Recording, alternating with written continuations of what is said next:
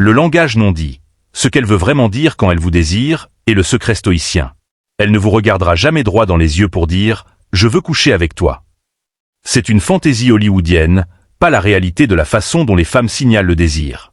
Dans une culture où le jugement persiste, l'honnêteté directe est un risque que la plupart des femmes ne prendront pas. Au lieu de cela, elle emploie un langage codé ancien, une tapisserie subtile d'invitations et de signaux doux conçus pour tester votre compréhension. Il ne s'agit pas de jouer à des jeux. Il s'agit de sauvegarder son image, de protéger ses vulnérabilités les plus profondes et d'évaluer silencieusement si la connexion possède la profondeur, la tension et la sécurité nécessaires pour aller plus loin. Manquez ces feux verts discrets, ou pire, poursuivez-la trop agressivement, et vous resterez totalement aveugle à ses véritables intentions. La lentille stoïcienne, démasquer les intentions cachées. C'est là que la sagesse ancestrale du stoïcisme devient votre arme secrète ultime. Oubliez le stéréotype rigide et sans émotion.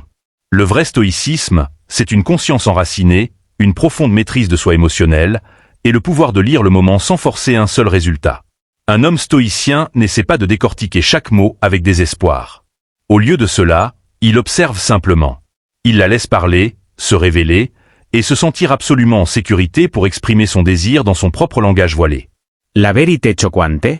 Quand une femme est vraiment intéressée, ces mots trahiront plus qu'elle n'a jamais l'intention d'admettre. Si vous possédez la connaissance cachée de ce qu'il faut écouter, vous commencerez à entendre les changements sismiques sous ces déclarations de surface. Les 5 phrases secrètes, déverrouiller son désir. Dans cette vidéo, je vais vous révéler 5 phrases subtiles que les femmes emploient quand elles désirent l'intimité, mais refusent de le dire directement. Ce ne sont pas de simples suppositions. Ce sont des schémas récurrents, presque universels, que les hommes ignorent régulièrement. Une fois que vous maîtriserez ces signaux secrets, vous cesserez la chasse infructueuse à la clarté et attirerez sans effort le type d'énergie que vous recherchez vraiment. Prêt à découvrir ces vérités cachées? Kamenkens. Phrase secrète numéro 1. Tu n'es pas comme les autres gars. Phrase 1. Tu n'es pas comme les autres gars. Lorsqu'une femme prononce ce compliment apparemment innocent, la plupart des hommes se sentent instantanément flattés. En surface, c'est effectivement un compliment. Mais en dessous, cette phrase a un poids beaucoup plus lourd, plus profond. C'est l'une des façons les plus indirectes, mais les plus puissantes, qu'une femme a de signaler qu'elle vous perçoit comme fondamentalement différent, non seulement intellectuellement ou émotionnellement, mais sexuellement. Elle ne vous compare pas seulement. Elle vous oppose à une histoire d'hommes qui ont peut-être trop insisté, trop parlé, agi de manière needy ou prévisible. Et en disant cela, elle vous fait subtilement savoir que vous avez réussi un test silencieux crucial. Vous avez réussi à vous démarquer sans trop essayer. Vous avez simultanément attisé sa curiosité et consolidé un sentiment crucial de sécurité émotionnelle. C'est là que presque tous les hommes trébuchent. Ils entendent cette phrase et gonflent instantanément d'ego. Ils commencent à trop expliquer, ou pire, ils commencent à performer la caricature du « pas comme les autres gars » juste pour retenir son attention. Mais un homme stoïcien, l'homme avec une vraie perspicacité, réagit différemment. Il reçoit le compliment, mais reste totalement détaché. Il comprend que cette phrase n'est pas la ligne d'arrivée, c'est l'invitation cachée. Elle ressent quelque chose de puissant, et elle observe comment vous le gérez. Montrez de la dépendance, et elle le sentira instantanément. Restez composé, rayonnant la même présence calme qu'il a initialement attirée, et elle se rapprochera.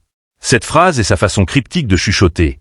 Je pourrais me voir te faire confiance d'une manière que je ne fais généralement pas confiance aux autres hommes.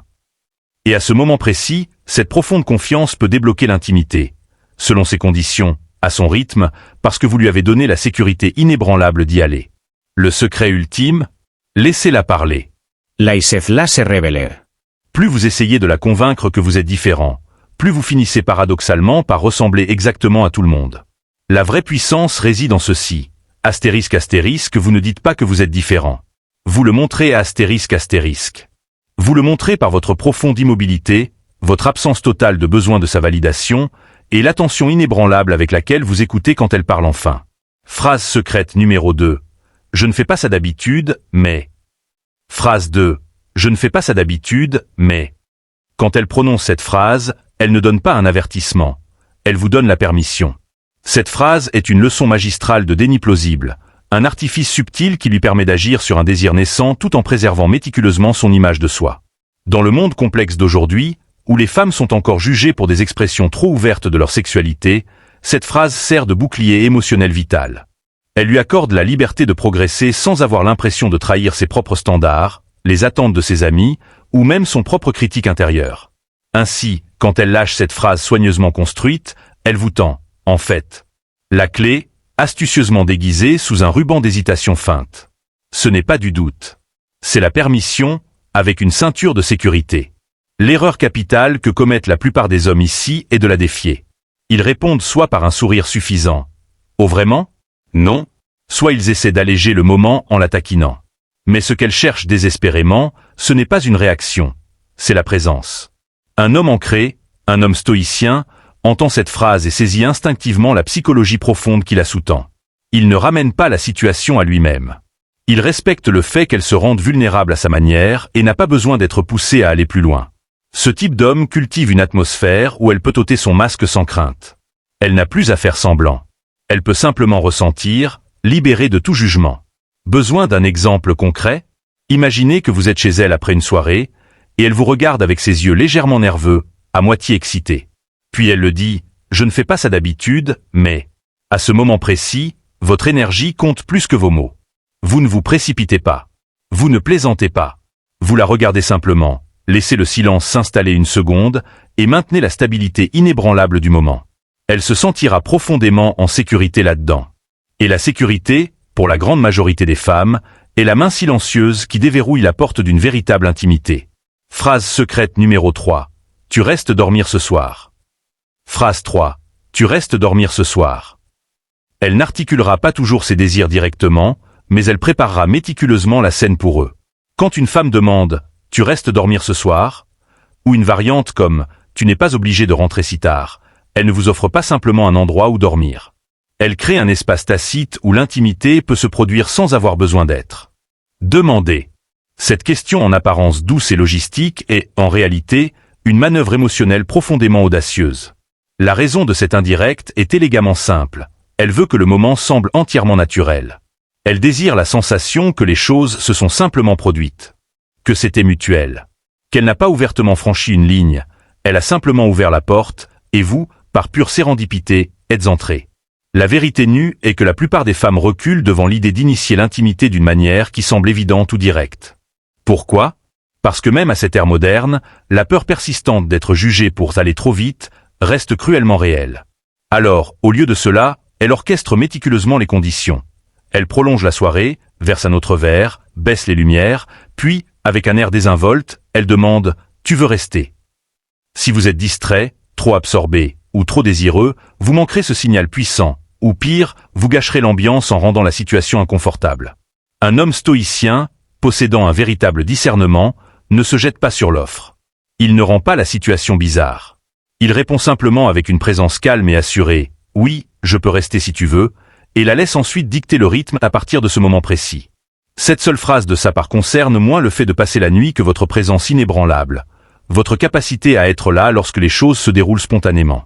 Et lorsque vous gérez ce moment avec une confiance calme et presque éthérée, totalement dépourvue de tout besoin de forcer un résultat, cela forge le type de confiance profonde qui lui fait sentir instinctivement que vous comprenez. Vous ne vous précipitez pas. Vous ne calculez pas. Vous êtes simplement là. Et ce sentiment profond de présence est précisément ce qu'elle attendait pour se sentir vraiment en sécurité. Phrase secrète numéro 4. On ne devrait probablement pas faire ça. Phrase 4. On ne devrait probablement pas faire ça. Quand elle prononce cette phrase, sachez ce secret profond. Elle a déjà pris sa décision. Cette déclaration ne concerne pas la résistance. Elle concerne la libération.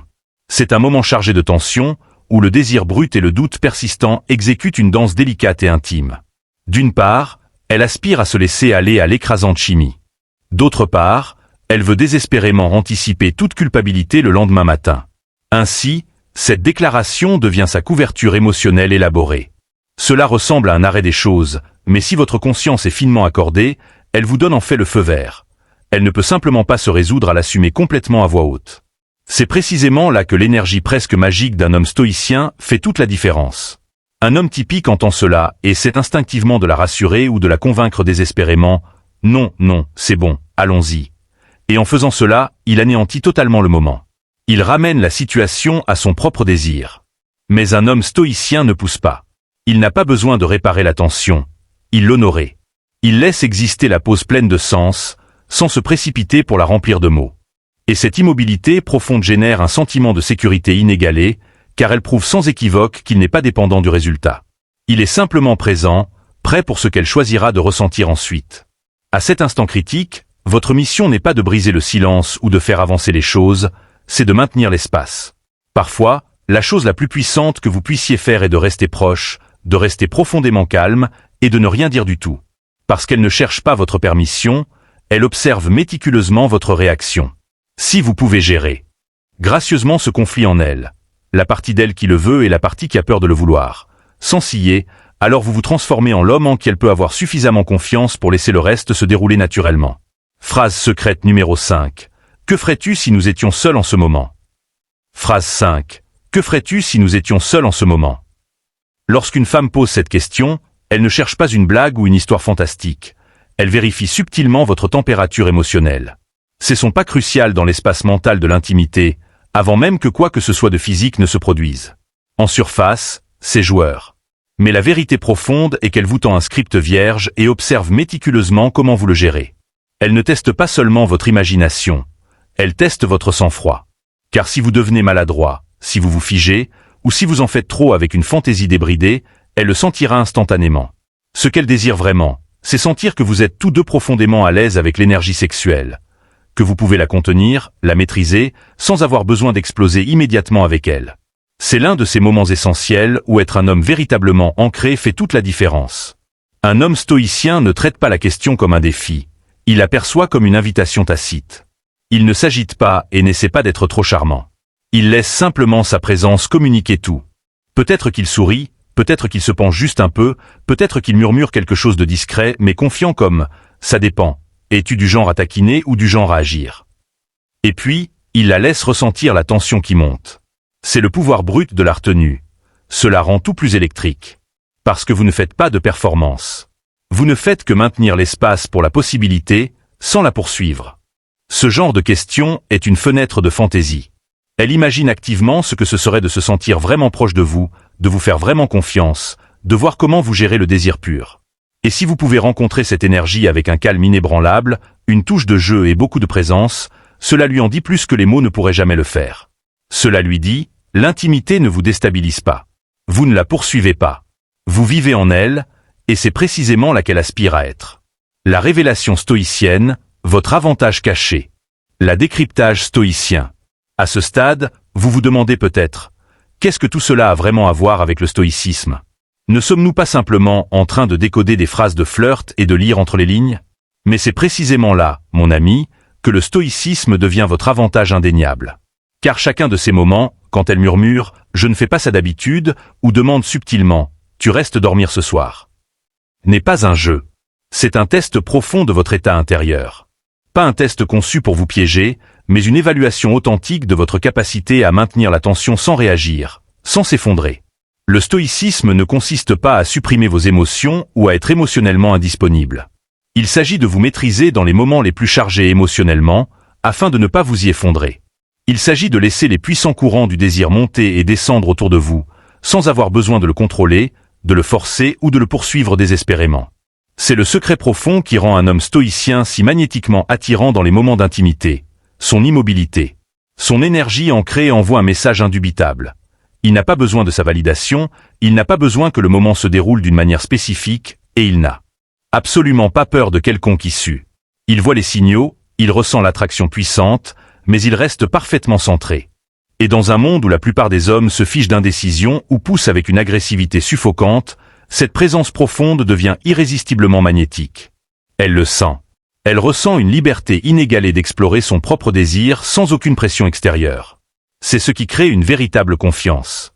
C'est ce qui la pousse à se rapprocher, non pas parce qu'elle est guidée, mais parce qu'elle se sent absolument en sécurité en le choisissant. Un homme stoïcien détient le secret ultime. Il n'a pas besoin de se précipiter. Il n'a pas besoin de manipuler ou d'impressionner. Il se présente simplement tel qu'il est, calme, clair et pleinement, indéniablement présent. Et quand elle sent cela, la vérité profonde et résonante, cela ouvre une porte vers quelque chose de bien plus puissant que la simple attraction. Cela ouvre la porte à une connexion si profonde qu'elle ne nécessite aucun mot pour être comprise. Le révélation finale, votre chemin vers une intimité inégalée. Conclusion. Alors maintenant, vous possédez la connaissance. Quand elle murmure « tu n'es pas comme les autres gars » ou chuchote On ne devrait probablement pas faire ça. Elle ne fait pas juste la conversation. Elle ressent quelque chose de profond.